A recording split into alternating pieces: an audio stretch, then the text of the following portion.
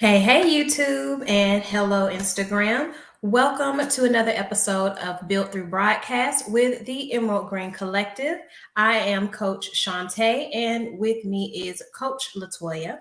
And we will be doing part two of our conversation of how to cultivate healthy eating habits for our children. So, here's a little intro music, and then we're going to dive right in.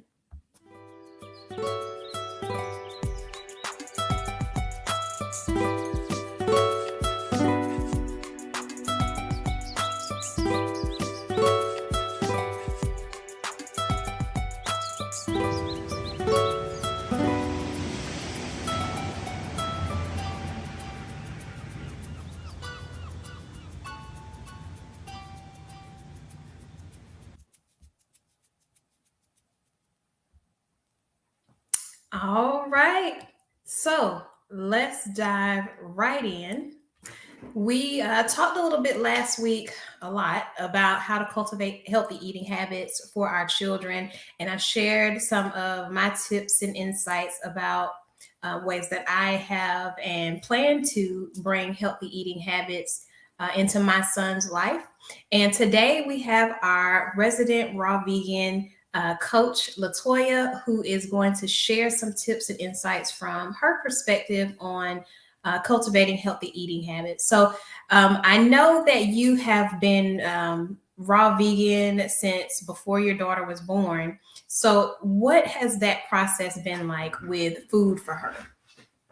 Honestly, because she did not have the experience of having like a standard American diet, it's like this is all she knows is a plant-based lifestyle in general. That's all she really knows. Like her favorite food is avocado. That's one thing that she always asks for.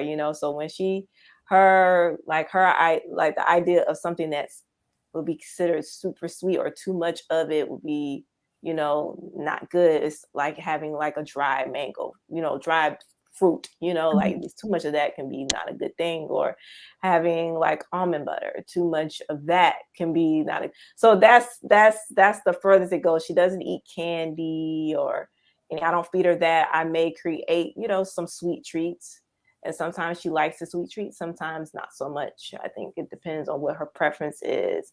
Or for her birthday, I bought a raw vegan cheesecake for her birthday, and she loved that. She kept asking for cake.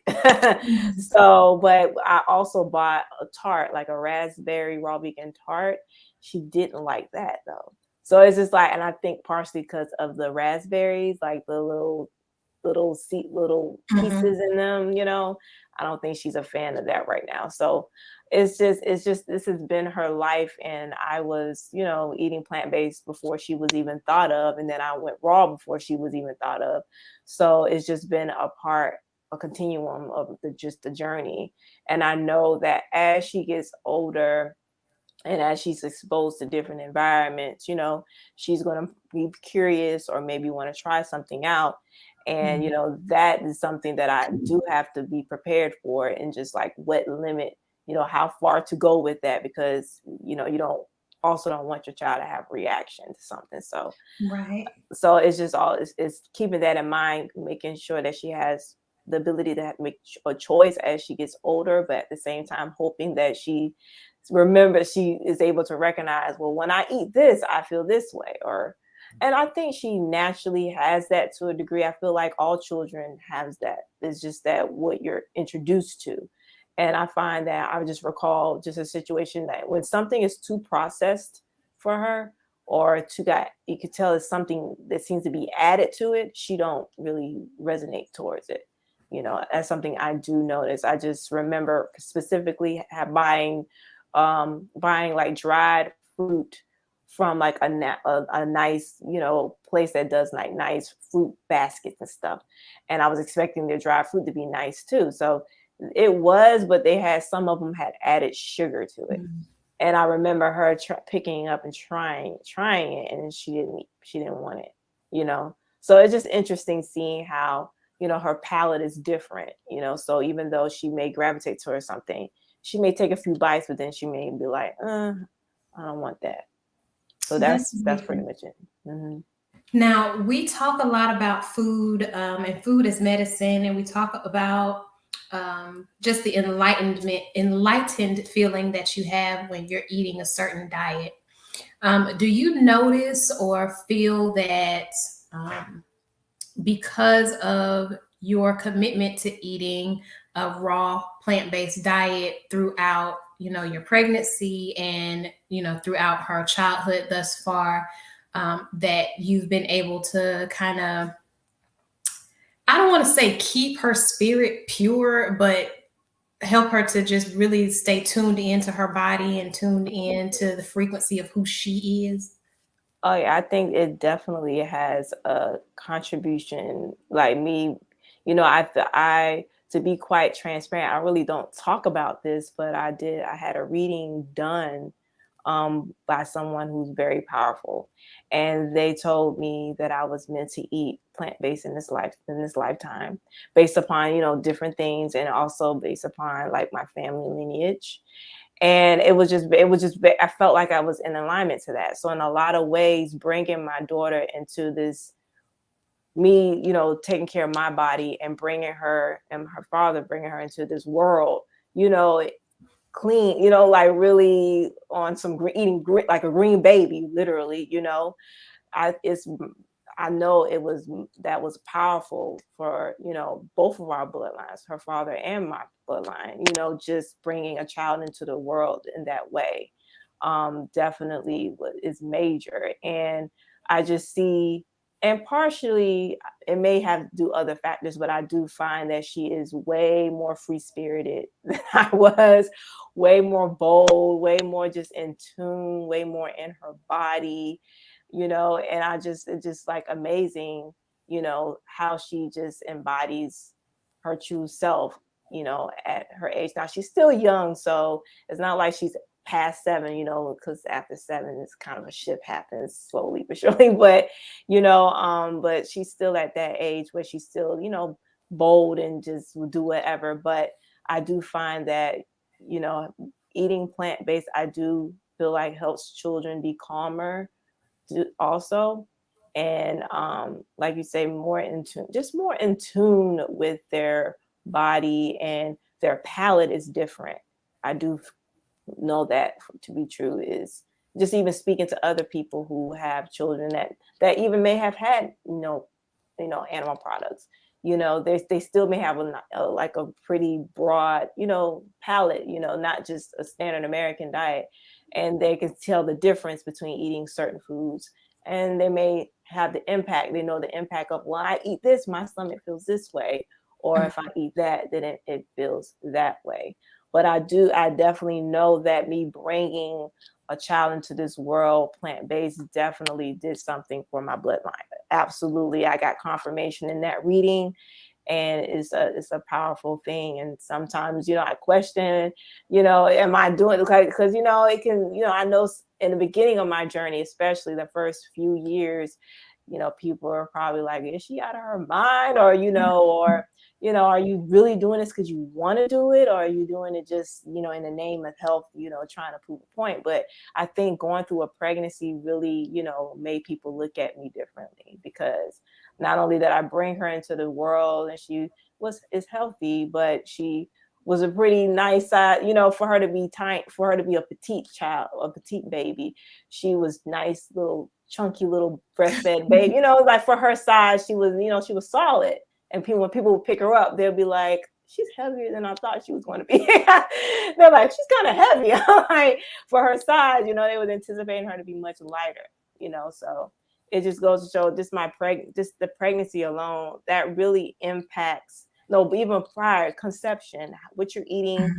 I remember going to a health food store in the like a little outside of the area, and they were talking about the conception of when you like how what you eat impacts your child's health, and also what their food choices are. Like, it really impacts. And that during pregnancy, people, they say that they have these cravings, and sometimes they may use the excuse to eat the worst things ever. But it's like your diet is a huge part of your pregnancy, and it will impact it in major ways. And that's something that my midwife reiterated. And my daughter really grew. I mean, she grew. I weighed. I know I gained over 30 pounds for sure. Just, you know, and it went all to my belly. I was not that big, but I know I gained over 30 pounds for sure. But it was just interesting because my daughter was weighed more than I did, and my siblings did from my mother. She weighed more than all of us, and my mother ate meat, you know, and my mother was probably at that time back then, when she was pregnant with me, I know she was a little bigger than me, you know, because I was raw at that time. But now, you know, I was able to show that it doesn't matter your size. It's more so about the nutrition and also hereditary, but it's about your nutrition at the end of the day, because there's people that are much bigger than me, but their children were smaller when they were born. So, I mean, that's something to also consider when people talk about protein and pregnancy and all this other stuff. So I definitely got my protein in for sure. Yeah. I love that. I love that. You brought up so many really good points. Because I was going to actually ask if you remembered any differences based on the way you ate when you were her age and the way that she is at her age. And you already touched on that. And I find that to be very insightful to just know that food has like such a major impact on the way that we express ourselves to the world.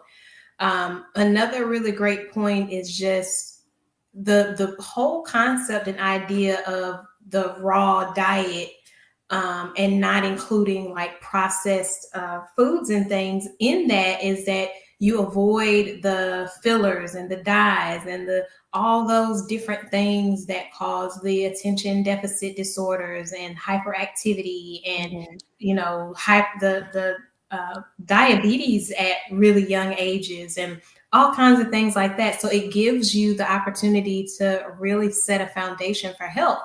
Another point that you made that I absolutely love is that we start setting our children's dietary palates in the womb at conception, even when we master ourselves in the realm of food.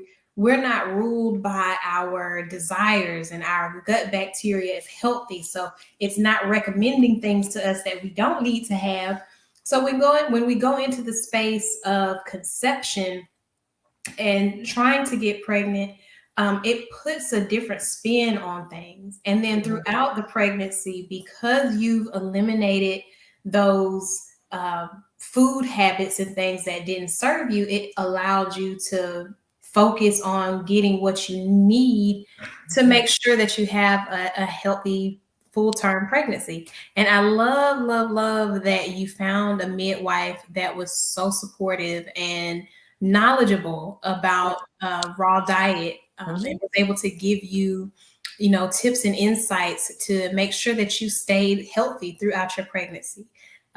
You gaining weight throughout your pregnancy is a testament as well to just the power of knowledge, applied knowledge. When you are working toward a goal and you have a practitioner in your space who says, well, this goal is definitely doable. You're going to need to make sure you have these things on hand to make this a reality and make sure that this is sustainable and make sure you and baby are healthy and support milk supply and all of these other things.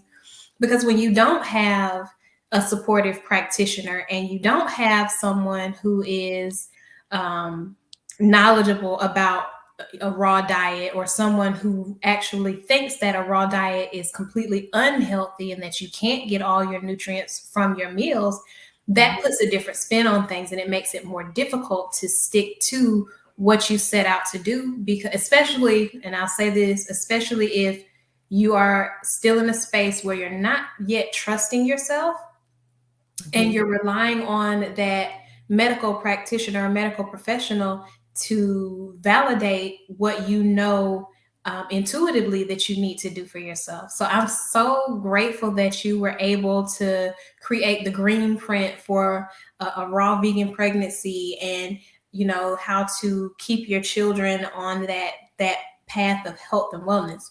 Now, I do have another question for you. I know that we had spoken before about food when we were in our practitioners chat, and you mentioned that there were certain fruits and vegetables, even that should be introduced later on in your child's development than others. And that was definitely something that I wanted to touch on because I Mm-hmm. couldn't remember specifically what it was. Oh Could you yeah. put a little bit of light on Oh that? yes, one of the things that, and thank you for that wonderful recap and of what I just stated or whatnot. All the things that you stated is on point. And one of the beauty of having, like you mentioned, my midwife was very supportive. She thankfully had experience with a raw vegan pregnancy, so she knew it was possible. And so I was very grateful. I felt like I was divinely led to her. So I was so grateful because even though I wasn't able to have my childbirth at home, which had nothing to do with the actual state of health. But even though I didn't have it, it's still the education and the insight, to know that I can do it again if I wanted to, Mhm. and have more knowledge. So I really appreciate it. And I became a healthier raw vegan just in general because of her educational nutrition, which I hate to say it, but a lot of these doctors don't be reiterating that during pregnancy, the importance of Mhm. nutrition during pregnancy.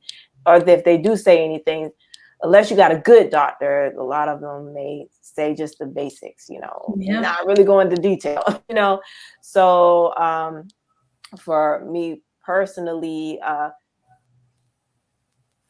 Well, we'll give Coach Latoya a moment to come back in the room because I definitely want you guys to hear this piece of information. This is what I was referring to last week. Coach Latoya, as you can tell, is our resident raw vegan health coach.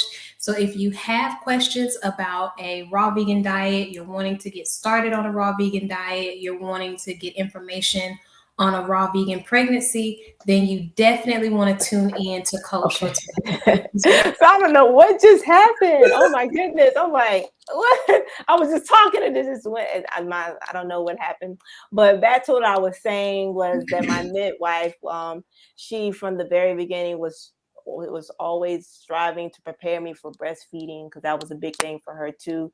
And in order to and how to just successfully uh, make it to where your child don't have any allergies. So the biggest thing for her was she was like, don't introduce sweets first. Always do the non-sweet fruits, like avocado or cucumber, things like that. And to not introduce citrus until they're 1 year old, because that's also increases the chance of having allergic reaction. Of course, not having nuts and seeds and all that. But also this book that I have called Baby Greens, I believe I purchased it either right before my daughter was born, probably more likely around the time right before she was born. I was doing a lot of research, but this is specifically on raw foods though. But I feel like it's also beneficial for everyone as far as they have this food introduction chart right here. And they said 6 months plus, well, from birth to 18 to 24 months, you have breast milk. That's ideal. And I know recently, I forgot which association stated that now they have it. I believe it's the American one. Now they're saying that it's ideal for children to breastfeed up to 2 years. That happened recently. Like I was shocked. Mhm. I was like, Yeah. wow, because that's normally you see that in the East, they say that, but to have it in the West, I'm saying that, I was like, that's a big deal. Um, but then they also have for 6 months plus almond milk. I believe they have a typo here, almond milk. I think that's what that means, or almond mild. I don't know, but they have freshly extracted juices, pureed. And some people they don't feel like you should puree the food. They feel like you should just give them the food whole. Also, so that's just a debate. I guess it just depends on what you prefer. But also just the safety of it, just making sure it's cut up properly and stuff. Yeah.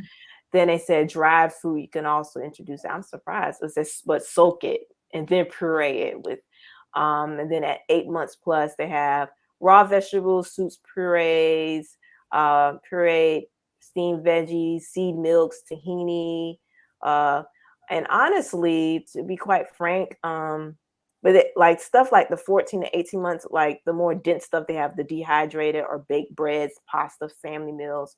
But at 1 year, is that even here they have citrus. You wait until 1 year to do citrus, tomatoes, berries, raw honey, fermented foods, high protein foods like nut butters, nuts, and all of that.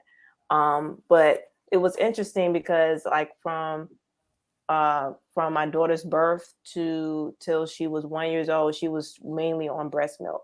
I started at 7 months, started to introduce her to like avocado and cucumbers in particular. And then I will also give her like little pieces of spinach, like little pieces of kale, and she would eat it. I was like, I was but I was so in awe at how she was just eating it. I was like, oh my God. So once I saw her doing that, I was like, okay, now she can have the sweeter ones like banana and stuff like that. And then I started giving her smoothies and stuff like that. So green smoothies is still her thing. And she eats the same green smoothie that I had when I was pregnant with her, where, I do like sunflower seeds, a spinach, I do spirulina, different fruits that I may want to put in there, even though it's best to not mix fruit and vegetables. But, I do mine, whether it be berries or, of course, a banana to sweeten it. What else I put in there? I said spirulina, ginger, or whatever just I resonate with, in a protein powder. I put that in there so she gets that. And I also give her like a little supplement of vitamins, Garden of Life, and she has vitamin D too. And so I do. She does definitely get the supplements in, like I do myself. But Mhm. it's been once she became 1 years old, every time. Despite another thing I'm going to note is, despite the fact that she was strictly on breast milk, she was consistently gaining weight for her, for her size. She was consistent gaining weight. Now, once she got to 1 years, she was at a plateau of the weight. And they were like, and then the doctor was acting like he was really concerned at the time. Like, he's like, she's got to grow, because he knew she was plant-based. And I was just like, it's Mhm. just because I was just breastfeeding, and that she's more, when a breastfed babies, all they mostly drink is breast milk, and they don't eat anything else. They more cling to that more than anything else. So it's more so just about introducing it. So once I introduced it, so I had to go back like within a month. I had to go back, and she gained like 2 pounds from eating raw. She was eating raw. They didn't know it, but I didn't say, oh yeah, she's eating raw. But I was like, she's plant-based. Yeah, she's getting her. And it was like, oh my gosh. She was like, she gained 2 pounds in like a month. Oh, I was like, so I mean, that's all it was. So it's just like, it's just education and knowing what to give your baby or whatnot. And she doesn't have any allergies or anything, but I am mindful that when I give her too much, or if she gets too much of certain things like cashews, sauce, she likes sauces with cashew in it, or like creamy, or like almond butter. I just mindful of certain things, that too much of it can cause more, you can see, symptoms or whatnot. So she don't really get sick at all, so that's something I'm grateful for. Yeah.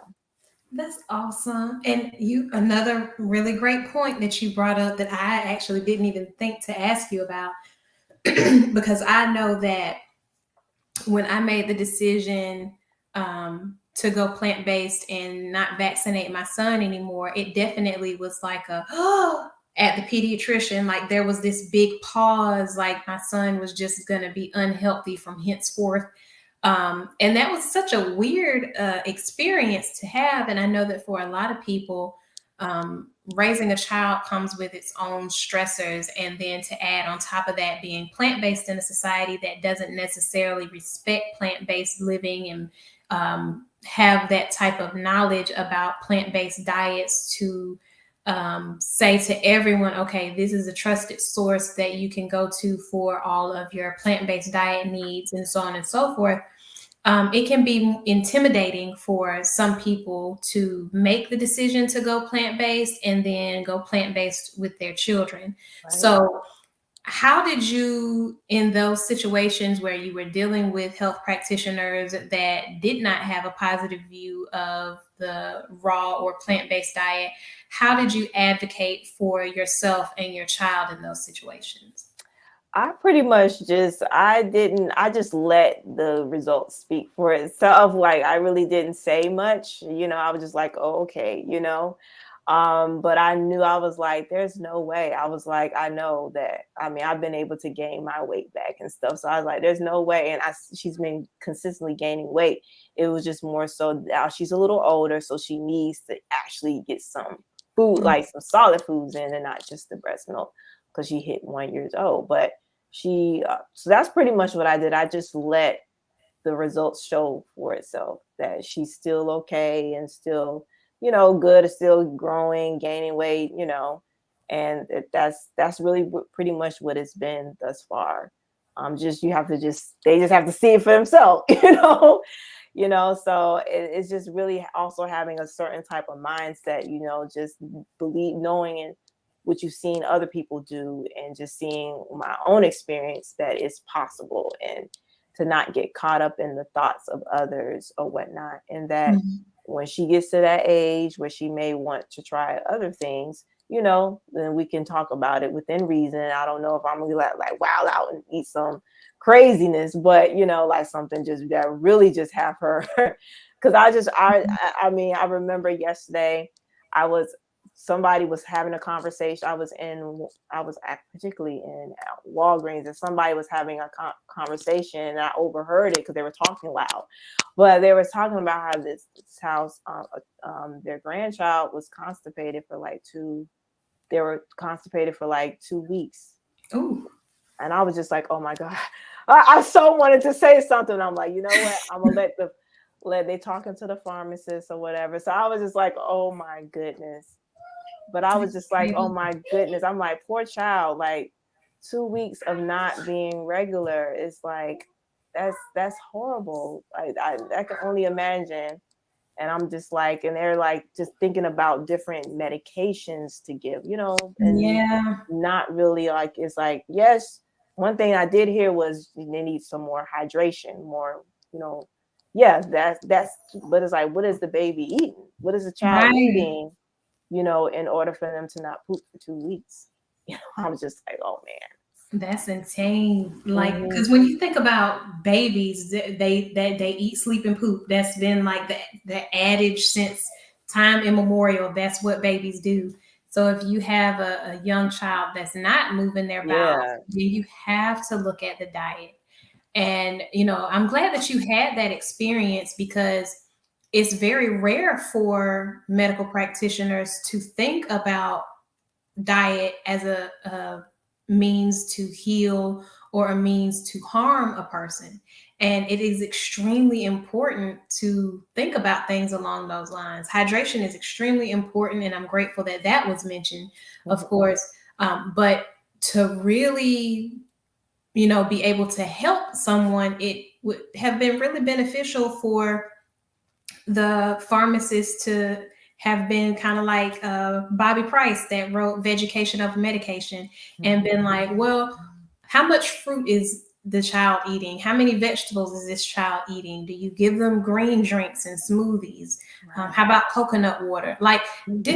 different holistic health strategies that can naturally unclog and help this baby to get flowing again and not have the issue rise again. Because if you give medication and you're giving no nutritional advice, then it's highly likely that this is an issue that's going to come back again that this child is going to have to deal with. And I'm looking at the clock now, trying to make sure that we don't go too far over time. But Coach Latoya, was there anything else that you wanted to add to the conversation? Any pointers or tips that you want to give to other parents out there considering a raw vegan pregnancy or currently on a raw vegan path, considering having children and don't quite know what to do? Yes, I would say do your due diligence, do your own research, and look up go online and look up different people that have already done it. Or I mean, I have a whole playlist on my YouTube, Infinite Nature, of my pregnancy and just my whole experience. So you can definitely do that. And I would also say surround yourself around people who are very supportive, who will encourage you, who will, make it, who will just do things that will make it easier for you to be able to sustain the lifestyle versus say, I don't think this is good for you or whatnot. Mhm. And, if you really truly believe that you can do it, you can do it, but also listen to your body and be mindful of if it's in alignment to what is really truly best for you. So that's like the biggest thing is just do your research, do your due diligence. And I would highly encourage living the lifestyle for a while before, considering if you want to do a pregnancy or whatnot. That's the big thing, because I was raw for about 3 years before I actually became pregnant. So, and I was 3 years, and I was 6 years, almost pretty much, I think 6 years into my vegan journey. So I had my experience. So it wasn't like I was doing it cold turkey or whatnot. Gotcha. Mm-hmm. Excellent, excellent. Well, we greatly appreciate your insights. It was truly amazing. I always enjoy just listening to you talk on subject matters in health and wellness and everything else that you know. Just such a great depth of knowledge, and it's always appreciated. Thank you, everyone in Instagram. Thank you, everyone on YouTube, for joining us in today's Build Through broadcast. It has been a pleasure to share this time in this space with you. And we are going to give you a little outro music, and we will see you next week. Peace. Peace.